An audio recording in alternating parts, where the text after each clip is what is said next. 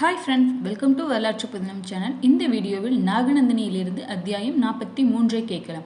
கதையை கேட்கறதுக்கு முன்னாடி நம்ம சேனலை நீங்கள் இன்னும் சப்ஸ்கிரைப் பண்ணலைன்னா மறக்காமல் சப்ஸ்கிரைப் பண்ணிட்டு பக்கத்தில் இருக்க பெல் ஐக்கானை கிளிக் பண்ணிக்கோங்க. வாங்க இப்போ கதைக்குள் போகலாம். ஹர்ஷ மகா சக்கரவர்த்தி நாவலந்தீவிலேயே மிகப்பெரிய பல்கலைக்கழகமான நாலந்தா பல்கலைக்கழகம் கண்ட நாயகன். ரத்தினாவளி, பிரியதர்த்திகா, நாகநந்தா ஆகிய 3 நாடகங்களே எழுதிய நாடக ஆசிரியனும் மகா அறிவு ஜீவியுமான ஹர்ஷவர்த்தன மகா சக்கரவர்த்தி வாளசைந்தால் யுத்தம், தோளசைந்தால் வெற்றி என வாகை சூடி வந்த சக்கரவர்த்தி முதல் முறையாக வாதாபி வல்லரசன் புலிகேசியிடம் தோல்வி கண்டு நர்மதை ஆற்றின் வடக்கு நோக்கி ஓடுகிறான். இது அழிவா இல்லை தோல்வியா எண்ணி பார்க்க முடியவில்லை. இது யாரால் வந்தவினை? நாகநந்தினியாலா? நிச்சயமாக இவ்விதம் சொல்லிவிட முடியாது. அவள் ஆரியவர்த்தத்தில் அடியெடுத்து வைத்திராவிட்டாலும் இந்த யுத்தம் நடந்துதான் இருக்கும். அவள் வருவதற்கும் இந்த யுத்தம் நிகழ்வதற்கும் சரியாகி போய்விடவே பழி அவள் மீது பாரமாய் ஏறிவிட்டது. நாகநந்தினியை எங்கிருந்தாலும் பிடித்து வருமாறு கட்டளை பிறப்பித்தான் சாளுக்கிய மகா சக்கரவர்த்தி புலிகேசி. அவனுக்கு அவள் தேவை. ஆரியவர்த்த வெற்றியை விட நாகநந்தினியின் அழகை சுவைப்பதில் பெரு வெற்றி இருப்பதாக கர்ஜிக்கிறான். ஹர்ஷவர்த்தன மகா சக்கரவர்த்தி போரில் என்னவானார் என்பது புரிபடவில்லை. மகா சேனாதிபதிக்கும் போரில் படு காயம். அவரை அப்புறப்படுத்திய கன்யாகுப்சத்து படைவீரர்கள் தங்கள் சக்கரவர்த்தியை தேட முனைகிறார்கள். எங்கேனும் சென்று ஒளிந்து கொண்டிருப்பாரோ? இந்த கேள்விக்குறிகளும் தேடும் முயற்சிகளும் கன்யாகுப்ச அரசியல் அதிகாரிகளுக்கு தான் என்றில்லை, சாளுக்கிய அதிகாரிகளுக்கும் இருந்தன. எனவே அவர்கள் ஹர்ஷவர்த்தனரை உயிருடன் பிடிக்கும் முயற்சியில் போர்க்களம் முழுவதும் தேடி தேடி அலைந்தனர். சாளுக்கிய மகா சக்கரவர்த்தி புலிகேசி முக்கிய படைகளுடன் அதிகாரிகளுடன் தலைநகர் கன்யாகுப்சம் நோக்கி விரைந்தான். அவனுடன் அரசியல் துரோகிகளான இமயவர்தனனும் தியானேஸ்வரனும் விரைந்து கொண்டிருந்தனர். அவர்களுக்கு சிறையில் இருக்கும் மந்தாகினியை விடுதலை செய்வது அவசியமாகப்பட்டது. அந்த நெருப்புதானே இப்போது பற்றி எரிவது. அறிவாலயமும் அழகாலயமாக விளங்கிய நாகநந்தினியை காப்பாற்றி மறைவான ஒரு பகுதிக்கு அகற்றிச் செல்ல கேசவராமனும் பிரம்மபுத்திரரும் பெரும் முயற்சியை மேற்கொண்டனர். அந்த முயற்சியில் அவர்கள் சற்று புத்திசாலித்தனமாகவும் செயல்பட்டனர். அவர்களுக்கு பெரிதும் உதவியவன் காஷ்மீர அரசன் சந்திராவின் காதலன் பிரதாபதித்தன். நாகநந்தினியால் காஷ்மீர அரசனானவன் அல்லவா? செஞ்சோற்று கடன். பிரதாபதித்தன் ஹர்ஷனுக்கு உதவ படை கொண்டு வந்தவன்.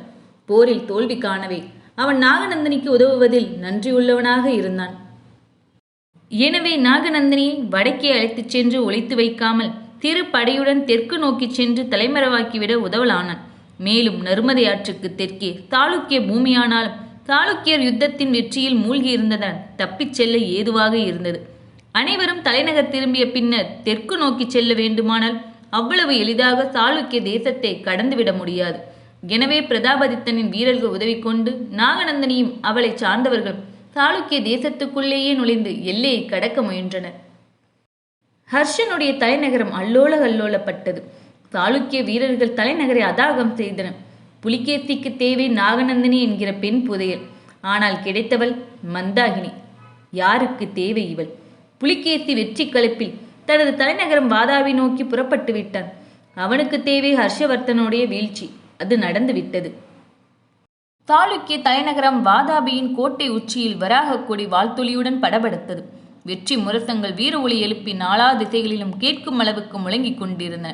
வாதாபியின் வரலாற்றில் இது ஒரு வைரமணி வெற்றி ஆயிற்று. இந்த வெற்றி பெருமித கலகலப்பில் தன்னை எவரும் கண்டு கொள்ள முடியாது என்கிற பெரும் தைரியத்துடன் சாளுக்கிய பூமியின் தென் எல்லையை கடந்து விட்டாள் நாகநந்தினி. இனி அவளை புலிகேசி நாட்டின் விளைந்த புல் கூட தீண்ட முடியாது. வழிநெடுக சின்ன சின்ன குறுநிலவரசுகள் துணைக்கு வந்த படைகளுடன் ஒரு பயணியைப் போல நாகநந்தினி ஆங்காங்கே ஓய்வு கண்டு கொங்கு நாட்டுக்குள் பிரவேசித்து விட்டாள். மனதில் பெரிய நினைவு. அன்பு சிநேகிதி சந்திரிகையை எண்ணி பார்த்து கொண்டாள். சந்திரா, உன்னுடைய காதலன் பிரதாபதித்தன் உதவி மட்டும் இல்லை என்றால் நான் புலிகேசியிடம் அகப்பட்டு கொண்டு என்ன பாடுபட்டு இருப்பேன். உனக்கு நான் செய்த உதவி இப்போது என்னை நானே காத்து கொள்ள பெரிதும் பயன்பட்டிருக்கிறது. வாழ்கடி சந்திரா. நாகநந்தினி அடிக்கடி தனது தோழி சந்திராவை நினைத்து வாழ்த்திக் கொள்வாள். இனி அவளை காணும் சந்தர்ப்பம் ஏது? நடக்கக்கூடிய காரியம்தானா? எனவே வாழ்த்திக் கொண்டாள். தனது வாழ்வு முடிவு தெரியாத மரக்கலமாய் புயலில் சிக்குமோ புழுதியில் மடியுமோ யார் அறிவார்? ஒரு நெட்ட நெடிய பெருமூச்சுடன் வானத்தை அண்ணாந்து நோக்கினாள். ஆறறிவிலும் ஆழம் கண்ட அழகு பதுமை நாகநந்தினி. கொங்கு நாட்டு வேந்தன் அரண்மனையில் சில காலம் தங்கி ஓய்வு பெற்று கொங்கர்கோன் உதவியுடன் காஞ்சி மாநகர் நோக்கி பயணமானாள் நாகநந்தினி. கல்வியில் கரையிலா காஞ்சி மாநகர் அந்நாளில் வீரமா பூமியாய் விளங்கியது. பல்லவர்களின் ரிஷபக்கொடி பட்டொலி வீசி படபடத்தது. பல்லவ மகா சக்கரவர்த்தி மாமல்ல நரசிம்மவர்மர் ஆண்டு கொண்டிருந்த பொற்காலம் அது. வடக்கே வட பெண்ணையாறு முதல் தெற்கே வெள்ளாறு வரை எல்லை கண்ட ஏந்தலாய் விளங்கியவர் நரசிம்மவர்ம பல்லவ மகா சக்கரவர்த்தி. இவ்வெல்லைக்குள்ளும் சோழ நாடும் அடங்கியதாகும். பல்லவர்களிலே மகா மேருவாய் விளங்கியவர் மகேந்திரவர்ம பல்லவ மகா சக்கரவர்த்தி. அவரது வீரமா புதல்வர் நரசிம்மவர்ம பல்லவ மகா சக்கரவர்த்தி. நாகநந்தினி காஞ்சி மாநகருக்குள் நுழைகிறார். நகரேஷு காஞ்சி. காலை இளம்பொழுது கவிதையாய் மலர்ந்திருந்தது. பல்லக்கில் வருகிற போது காஞ்சி மாநகரை பார்த்தாள். அதன் மாட மாளிகைகளையும் கூட கோபுரங்களையும் பார்வையிட்டாள். மக்கள் நடமாடுவதை கவனித்தாள். குறிப்பாக பெண்களை நன்கு உற்று கவனித்தாள். நாம் கேள்விப்பட்டவை அத்தனையும் உண்மை. பசும்பொன் உண்மை. மகளிர் வாழும் மண் என்றால் அது தமிழ் மண் என்பது சூரிய உண்மை. அவளும் வடக்கே காஷ்மீரம் முதல் வழிநெடுக உள்ள நகரங்களையும் அவற்றின் மாந்தர்களையும் கண்டு தெரிந்து வருபவளாயிற்று. ஆனால் தமிழகத்தில் எல்லாமே ஒரு வித்தியாச காப்பியமாக தெரிய வர வியந்து போனாள். கொங்கு நாட்டு வீரர்கள் உதவியுடன் தனது வருகையை காஞ்சி அரண்மனைக்கு தெரிவித்த பின்னர் அரண்மனை விருந்தினர் மாளிகையில் இடம்பெற்று சற்று ஓய்வு கண்டு தன்னை வெகுநேர்த்தியாக அலங்கரித்துக் கொண்டாள். மானசீக காதலனை சந்திக்கப் போகிற மதப்பு, கனவின் மிதப்பு. அவள் வந்திருக்கும் செய்தியை முன்கூட்டியே கொங்கு வீரர்கள் மூலம் அரண்மனைக்கு தெரியப்படுத்தி இருந்ததால் அவளை அழைத்துச் செல்ல பல்லவ வீரர்கள் வருவார்கள் என்று பதவிசாக காத்திருந்தாள். விடிந்து 10 நாளிகை விரயமாகி இருந்தது. பல்லவ வீரர்கள் வரவில்லை. மாறாக பல்லவ மகா சேனாதிபதி பரஞ்சோதி வருகை தந்தார். நாகநந்தினியை பற்றி தத்துவ சிந்தனையாளரும் கவிஞருமான மணிமுடியார் மூலம் நிறையவே கேள்விப்பட்டிருந்தார் பரஞ்சோதி. வந்திருப்பவர் மாவீரரும் மகா சேனாதிபதியுமான பரஞ்சோதி என்று கேள்வியுற்ற நாகநந்தினி விரைந்தோடி வந்து கரம் கூப்பி வரவேற்றார்.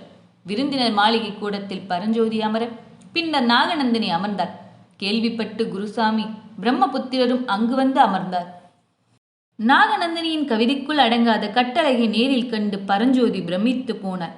மன்னர் கண்டால் மயங்கி அக்கணமே விழுந்து விடுவார் என்று தீர்மானித்து கொண்டார்.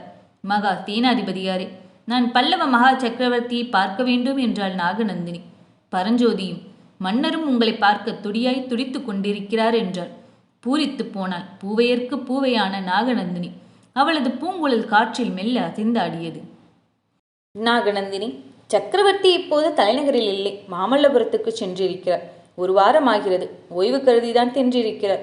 இன்னும் 1 வாரத்தில் வந்து விடலாம். அதுவரை நீங்கள் இங்கு தங்கி இருக்கலாம். எல்லா நலன்களுக்கும் ஏற்பாடு செய்வேன். ஏமாற்றத்தால் அதிர்ந்து போனாள் நாகநந்தினி. மகா சேனாதிபதியாரே, நான் சக்கரவர்த்தியை உடனடியாக கண்டாக வேண்டும். இப்போதே மாமல்லபுரம் நோக்கி புறப்படுகிறேன். நாகநந்தினியின் துடிப்பு பரஞ்சோதிக்கு புரியாமல் இல்லை. எனவே அவர் மறுவார்த்தை பேசவில்லை. தக்க துணைகளுடன் அவளை மாமல்லபுரம் நோக்கி செல்ல விட்டார்.